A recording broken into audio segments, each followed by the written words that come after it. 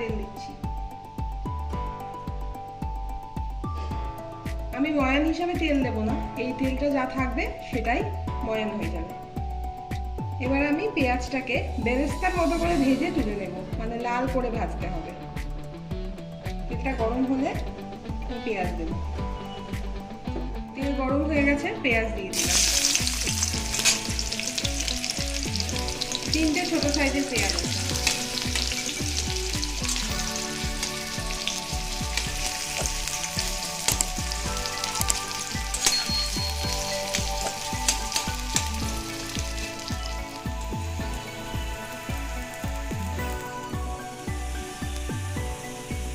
পেঁয়াজটা আরেকটু লাল হলে আমি তুলে নেব।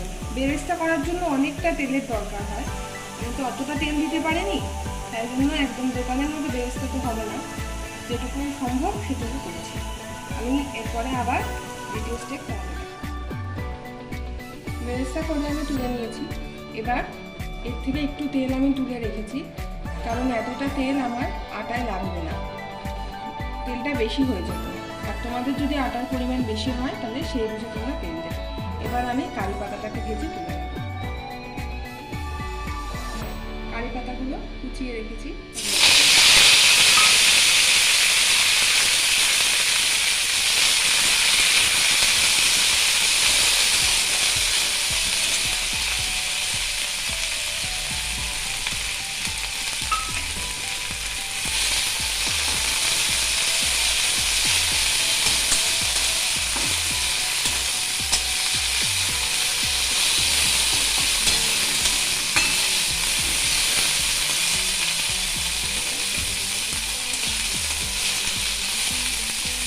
আমি গ্যাসটা অফ করে দিয়েছি। এই গরমের মধ্যেই কারি পাতা যেটুকু ভাজা হয়ে যাবে। এরপর আবার তোমাদের সব কিছু দিয়ে আটা যখন মাখবো, এবার আমি পরোটার জন্য আটা মাখবো। আমি আটা দিয়ে করছি, চাইলে তোমরা ময়দা দিয়েও করতে পারো।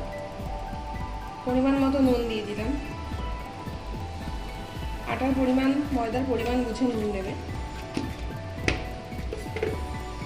2টো ছোট কাঁচা লঙ্কা কুচি করে রেখেছি, দিয়ে দিলাম। বেরেস্তা ভেজে রেখেছিলাম, দিয়ে দিলাম। হালকা একটু চিনি দিলাম ব্যালেন্সের জন্য, তোমরা যদি না চাও না দিতে পারো, সামান্যই দিয়েছি। কারি পাতাটা ভেজে রেখেছিলাম, সেটাও দিয়ে দিলাম। এর মধ্যে তেল ছিল, তেল শুদ্ধই দিয়েছি। মাখার পরে যদি দেখি ময়ানের জন্য তেল লাগবে, তাহলে যে তেলটা কড়ার থেকে তুলে রেখেছিলাম সেটা ইউজ করব। এবার সব একসাথে অল্প অল্প করে জল দিয়ে মেখে নিতে হবে। আটা মাখার পরে আবার ফিরে আসতে। আটার লেচিগুলো করা আমার হয়ে গেছে। এবার আমি পরোটা যখন ভাজবো তখন তোমাদের দেখাবো। বেলাটা দেখাচ্ছি না, কারণ পরোটা সবাই বেলতে পারো তোমরা। এবার যখন আবার পরোটা ভাজবো তখন আবার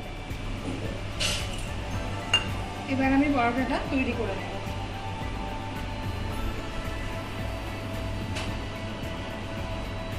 চাটু গরম হয়ে গেছে, দিয়ে দিচ্ছি তেল।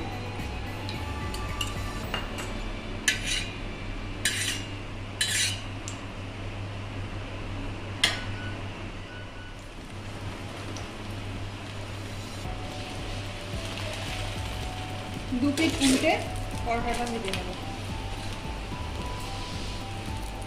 কারি পাতার পরোটা সার্ভ করে দিয়েছি, সঙ্গে আছে দই, টক দই। তোমরা সস দিয়ে খেতে পারো, চাটনি দিয়ে খেতে পারো, আমি দই দিয়ে সার্ভ করেছি। আমার এই রেসিপিটা যদি তোমাদের ভালো লাগে তাহলে প্লিজ একটা লাইক করো, আর যদি কিছু জিজ্ঞাসা থাকে কমেন্ট করো, আমার চ্যানেলটাকে সাবস্ক্রাইব করো। আর আমি রিকোয়েস্ট করছি একবার বানিয়ে খেয়ে দেখো। প্রত্যেক দিনের রুটির আটার মধ্যে সামান্য 2টো জিনিস দিয়ে বানিয়ে খেয়ে দেখো, খুব ভালো লাগবে। তাহলে আজকে আসি বন্ধুরা।